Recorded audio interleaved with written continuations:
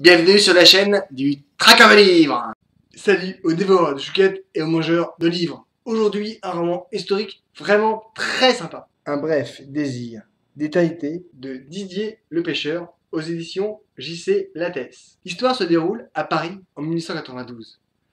Paris est frappé par une série d'attentats anarchistes. La police est sur les dents et recherche partout un dénommé Ravachol. Jules Léraud est un garçon de café. Par principe, il y entend un peu de tout, mais surtout, il y côtoie des personnes qui viennent de partout. Des propos l'avaient alerté. Le raffut de la presse et de tout ce qui arrive, on fait le reste. Un peu par hasard, il reconnaît Ravachol parmi les clients. Ça fait tilt, il court prévenir la police. Son arrestation est spectaculaire mais réussie. Léraud est un gentil garçon un peu naïf. Il laisse la presse s'emparer de son histoire. Le papier se vend bien, la police redore son blason et tout le monde est content. Les chopes ne les emplissent pas, les curieux, les passants, tout le monde désire voir et entendre la personne qui a permis l'arrestation de l'anarchiste. Le premier problème arrive ainsi que les menaces. Ravachol n'était pas le seul anarchiste. Couper la tête du leader, il en pousse d'autres. Alors qu'il est devenu un héros, c'est aussi une cible à abattre pour les anarchistes. Les conséquences sont dramatiques pour ses proches. Pour en sortir, Jules prend une décision radicale. Il s'engage dans la police. Juste avant de s'engager, Jules va croiser Zélie. Elle le sauve de sa dépression et l'oblige à sortir à l'air libre. Il en tombe immédiatement amoureux et elle en ressent une impression prenante. Zélie est issue d'une famille d'ouvriers. Sa mère est partie, il l'a laissée seule avec son père. À 15 ans, elle s'est mise à la colle avec un homme appelé le matelot. C'est à l'Apache. Cernée d'une vie de misère et de brimade, elle répond rêve et survie. Elle veut du plaisir, voler envers et contre tout. Elle veut pouvoir choisir. Malgré elle, elle déclenche une guerre qui va ravager Paris. Jules et Zélie veulent vivre, mais savent que leur réunion est impossible. Il est devenu policier, elle est prostituée. Je suis tombé sur ce roman et sur l'auteur en question au sein du livre de poche à sa mort. La couverture de son livre me faisait de l'œil. Le pitch m'intriguait. Comme à chaque fois, lors des salons, on a des risques de dérapage dans l'achat. J'attends de faire le tour du salon pour le prendre au tout dernier moment. Par chance, c'est aussi un moment où j'ai pu parler avec l'auteur sur sa manière d'aborder les sujets qu'il traite dans son livre et sa vision sur ceux qui étaient les Apaches. Ma génération écoutait le chanteur Renaud, il y fait référence dans sa chanson.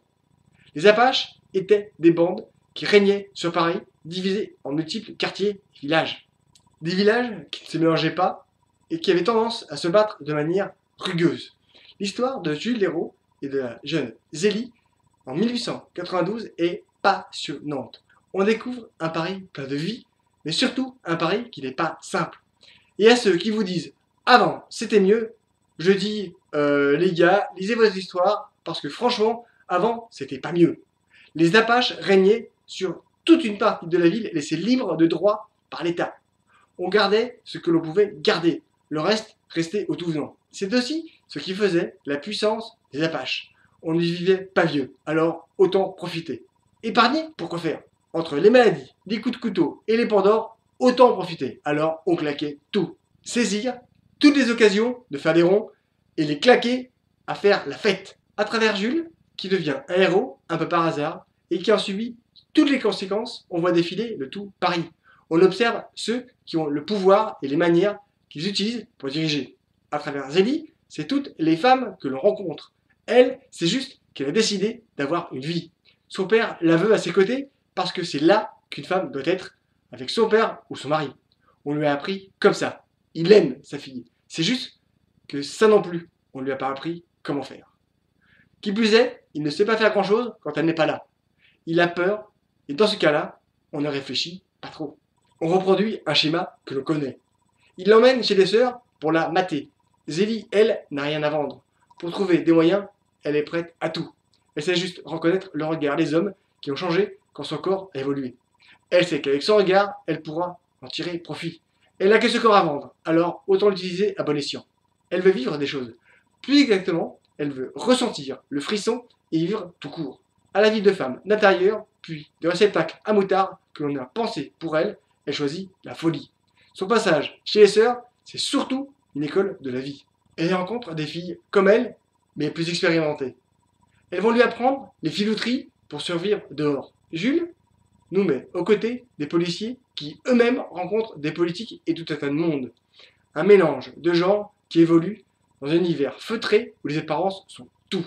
Déjà, les premières guerres de police. Là encore, on voit que les femmes, même argentées, n'ont rien. Les hommes captent tout et ne sont pas prêts à partager. On maltraite la moitié de notre population et on laisse sciemment la populace dans une misère brutale et tragique. Les hommes captent l'héritage de leurs femmes pour entretenir des maîtresses et vont dans les maisons closes en ramenant des maladies qu'ils transmettent à leur épouse. Aucun recours possible pour elles. Certaines franchissent le pas. Comme Zélie, elles n'ont que leur corps. Quitte à utiliser, autant le faire correctement. Un roman historique plein de rebondissements et plein de découvertes et surtout plein de panache. On redécouvre un Paris explosif, au sens propre du terme. Les anarchistes travaillent à la dynamite. Toute société a les crimes qu'elle mérite. À côté de cela, la vie continue. Tout le monde se croise. Des rapprochements insolites ont lieu et permettent des échanges savoureux. Alors que rien ne les prédestinait à se rencontrer, Zélie sauve Jules, qui lui en sera éternellement reconnaissant. Même en passant du côté de la loi, il lui restera redevable de ce jour où elle lui a sauvé la vie. C'est un sacré roman historique, je vous conseille vraiment de le lire. Pour le reste, allez sur le blog, jetez un coup d'œil, laissez des commentaires, la chaîne, abonnez-vous, ça mange pas de pain et ça coûte pas une thune. Maintenant, l'instant bio. Didier Le Pêcheur est un auteur et un réalisateur français né le 5 juillet 1959. Il réalise de nombreux clips, dont ceux de Zazie et d'Annie Brillant. Il a réalisé 2 clips pour Johnny Day, Les Vautours et Testament d'un poète en 1990.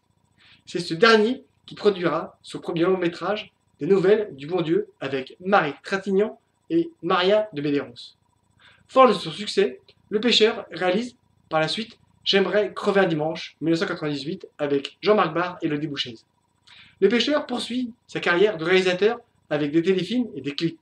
En 2008, il produit, par Fabrice Coa, Home Sweet Home, avec Patrice Chenet, Alexandre Astier, Daniel Prévost et Judith Godrèche. En 2014, il sort un nouveau film, La liste de mes envies, adapté du roman de Grégoire Delacour, avec Mathilde Seigné, Marc Lavoine, Patrick Chenet, Virginie Hoc et Michel Villermoz.